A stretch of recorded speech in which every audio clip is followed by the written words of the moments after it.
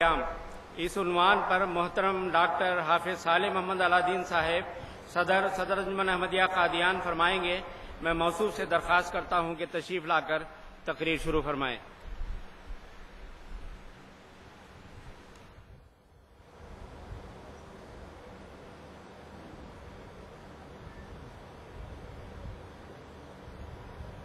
السلام علیکم ورحمۃ اللہ وبرکاتہ۔ اشہد ان لا الہ الا اللہ وحدہ لا شریک لہ واشہد ان محمدا عبدہ ورسولہ، اما بعد فاعوذ باللہ من الشیطان الرجیم، بسم اللہ الرحمن الرحیم، الحمد للہ رب العالمین، الرحمن الرحیم، مالک یوم الدین، ایاک نعبد و ایاک نستعین، اہدنا الصراط المستقیم، صراط الذین انعمت علیہم غیر المغضوب علیہم ولا الضالین۔ بسم اللہ الرحمن الرحیم، قل هو اللہ احد اللہ الصمد لم یلد ولم یولد ولم یکن لہ کفوا احد۔ خاکسار کی تقریر کا عنوان ہے توحید باری تعالی، خلافت احمدیہ کے ذریعے توحید کا قیام۔ توحید باری تعالی، خلافت احمدیہ کے ذریعے توحید کا قیام، وباللہ توفیق۔ خاکسار نے سورۃ الاخلاص کی تلاوت کی ہے۔ یہ قرآن مجید کی ایک عظیم الشان سورت ہے۔ اس میں خدا تعالیٰ کی توحید کو نہایت عمدگی سے مختصر لیکن جامع طور پر پیش کیا گیا ہے۔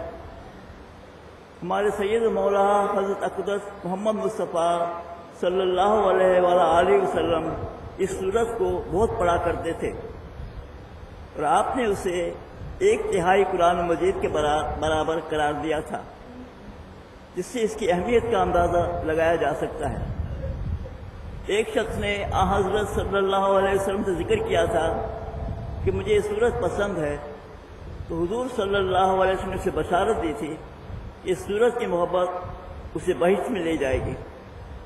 اس سورت کا ترجمہ اس طرح ہے: بسم اللہ الرحمن الرحیم، اللہ کے نام کے ساتھ بے انتہا رحم کرنے والا ہے، بن مانگے دینے والا ہے اور بار بار رحم کرنے والا ہے۔ قل هو اللہ احد، تو کہہ دے کہ وہ اللہ ایک ہی ہے۔ اللہ الصمد، اللہ بے احتیاج ہے۔ لم یلد ولم یولد، نہ اس نے کسی کو جنا اور نہ وہ جنا گیا۔ ولم یکن لہ کفوا احد، اور اس کا کبھی کوئی ہمسر نہیں ہوا۔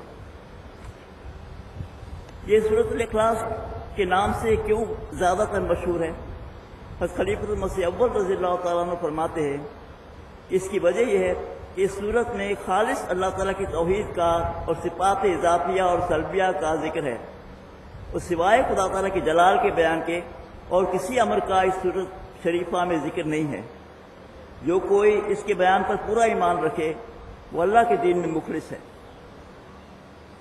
قرآن مجید سے ہمیں یہ بھی معلوم ہوتا ہے کہ جتنے بھی رسول دنیا میں آئے ان کا مقصد یہی تھا کہ دنیا میں توحید قائم ہو، جیسا کہ اللہ تعالیٰ قرآن مجید میں فرماتا ہے: وَمَا أَرْسَلْنَا مِن قَبْلِكَ مِن رَّسُولٍ إِلَّا نُوحِي إِلَيْهِ أَنَّهُ لَا إِلَٰهَ إِلَّا أَنَا فَاعْبُدُونِ، یعنی اور ہم نے تجھ سے پہلے کوئی رسول نہیں بھیجا مگر ہم اس کی طرف وحی کرتے تھے یقیناً میرے سوا کوئی معبود نہیں، بس میری ہی عبادت کرو۔ توحید یہی ہے کہ اللہ تعالیٰ کی عبادت کی جائے، اس کے سوا کسی دوسرے کی عبادت نہیں کی جائے۔ خلیفہ چونکہ نبی کا جانشین ہوتا ہے، اس سے اس کا بھی یہی مقصد ہوتا ہے کہ لوگوں کو بتائے کہ اللہ کے سوا کوئی بھی پرستش کے لائق نہیں ہے، صرف اس کی عبادت کی جائے۔ چنانچہ آیت استخلاف میں خلافت کا پھل یہی بتلایا گیا ہے کہ یعبدوننی لا یشرکون بی شیئا، یعنی وہ میری عبادت کریں گے، میرے ساتھ کسی کو شریک نہیں ٹھہرائیں گے۔ چنانچہ سیدنا خلیفۃ المسیح رابع رحمہ اللہ تعالیٰ نے خلیفہ بننے کے بعد اپنے پہلے خطبے میں یہ فرمایا تھا کہ خلافت کے قیام کا مدعا توحید کا قیام ہے، اور اللہ تعالیٰ کا یہ وعدہ ہے اٹل، ایسا جو کبھی ٹل نہیں سکتا، زائل نہیں ہو سکتا، اس میں کوئی تبدیلی کبھی نہیں آئے گی۔ یعبدوننی لا یشرکون بی شیئا، کہ خلافت کا انعام یعنی آخری پھل تمہیں یہ عطا کیا جائے گا کہ میری عبادت کرو گے، میرا کوئی شریک نہیں ٹھہراؤ گے، کامل توحید کے ساتھ میری عبادت کرتے چلے جاؤ گے اور میرے حمد و ثنا کی گیت گایا کرو گے۔ یہ وہ آخری جنت کا وعدہ ہے جو جماعت احمدیہ سے کیا گیا ہے۔ اس زمانے کے معمول من اللہ اور حضرت صلی اللہ علیہ وآلہ وسلم کی خلیفہ حضرت مرزا غلام محمد قادیانی، امام مہدی اور مسیح موعود اور موعود اقوام عالم علیہ السلام کے توحید کے تعلق سے چند اقتباسات پیش کرتا ہوں۔ جب اللہ تعالیٰ نے آپ کو اطلاع دی کہ آپ کی وفات کا وقت قریب ہے تو آپ نے ایک رسالہ الوصیت تحریر فرمایا، جس میں آپ نے اپنی جماعت کو اس کی خبر دی اور حوصلہ افزائی فرمائی کہ اللہ تعالیٰ آپ کے بعد خلافت کے ذریعے آپ کے مشن کو جاری رکھے گا، اور آپ نے اپنی جماعت کو نہایت درمندانہ انداز میں بعض نصیحتیں فرمائیں۔ آپ نے فرمایا، خدا تعالیٰ چاہتا ہے کہ ان تمام روحوں کو جو زمین کی متفرق آبادیوں میں آباد ہیں، کیا یورپ اور کیا ایشیا، ان سب کو جو نیک فطرت رکھتے ہیں توحید کی طرف کھینچے اور اپنے بندوں کو دین واحد پر جمع کرے۔ یہی خدا تعالیٰ کا مقصد ہے جس کے لیے میں دنیا میں بھیجا گیا، تو تم اس مقصد کی پیروی کرو، مگر نرمی اور اخلاق اور دعاؤں پر زور دینے سے۔ اللہ تعالیٰ نے اس کی توفیق عطا فرمائے۔ نیز حضرت مسیح موعود علیہ السلام نے رسالہ الوصیت میں جہاں توحید کی اشاعت کی طرف توجہ دلائی، وہاں یہ بھی توجہ دلائی کہ ہم خود بھی حقیقی طور پر توحید کو اختیار کریں۔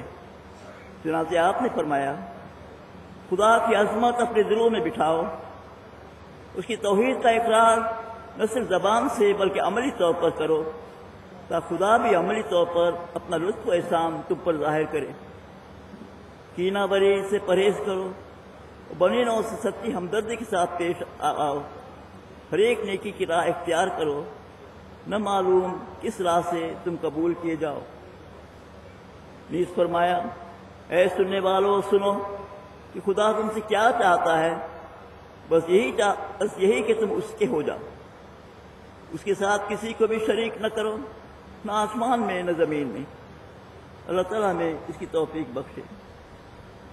ہمارے موجودہ امام حضرت خلیفۃ المسیح الخامس اید اللہ تعالیٰ بن عزیز نے خلیفہ بننے کے بعد شرائط بیعت پر بصیرت افروز خطبات دیے تھے۔ بیعت کی پہلی شرط یہ ہے کہ بیعت کنندہ سچے دل سے عہد اس بات کا کرے کہ آئندہ اس وقت تک کہ قبر میں داخل ہو شرک سے مجتنب رہے گا۔ اس شرط کی وضاحت کرتے ہوئے حضور اقدس نے حضرت مسیح موعود علیہ السلام کا یہ اقتباس پیش فرمایا تھا کہ توحید صرف اس بات کا نام نہیں کہ منہ سے لا الہ الا اللہ کہیں اور دل میں ہزاروں بت جمع ہوں، بلکہ جو شخص کسی اپنے کام اور مکر اور فریب اور تدبیر کو خدا کی عظمت دیتا ہے، یا کسی انسان پر بھروسہ رکھتا ہے جو خدا تعالیٰ پر رکھنا چاہیے، یا اپنے نفس کو عظمت دیتا ہے جو خدا کو دینی چاہیے، ان سب صورتوں میں وہ خدا تعالیٰ کے نزدیک بت پرست ہے۔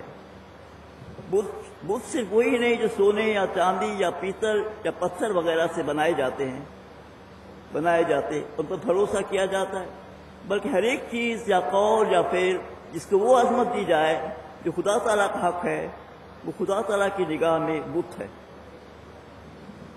یاد رہے کہ حقیقی توحید جس کا اقرار خدا ہم سے چاہتا ہے، یہ سب حضرت مسیح علیہ السلام کے اقتباس ہے۔ یاد رہے کہ حقیقی توحید جس کا اقرار خدا ہم سے چاہتا ہے اور جس کے اقرار سے نجات وابستہ ہے، یہ ہے کہ خدا تعالیٰ کو اپنی ذات میں ہر ایک شریک سے، خواہ بت ہو، خواہ انسان ہو، خواہ سورج ہو یا چاند ہو، یا اپنا نفس یا اپنی تدبیر اور مکر و فریب ہو، منزہ سمجھنا، اور اس کے مقابل پر کوئی قادر تجویز نہ کرنا، کوئی رازق نہ ماننا، کوئی معز اور مذل خیال نہ کرنا، کوئی ناصر اور مددگار قرار نہ دینا، اور دوسرے یہ کہ اپنی محبت اسی سے خاص کرنا، اپنی عبادت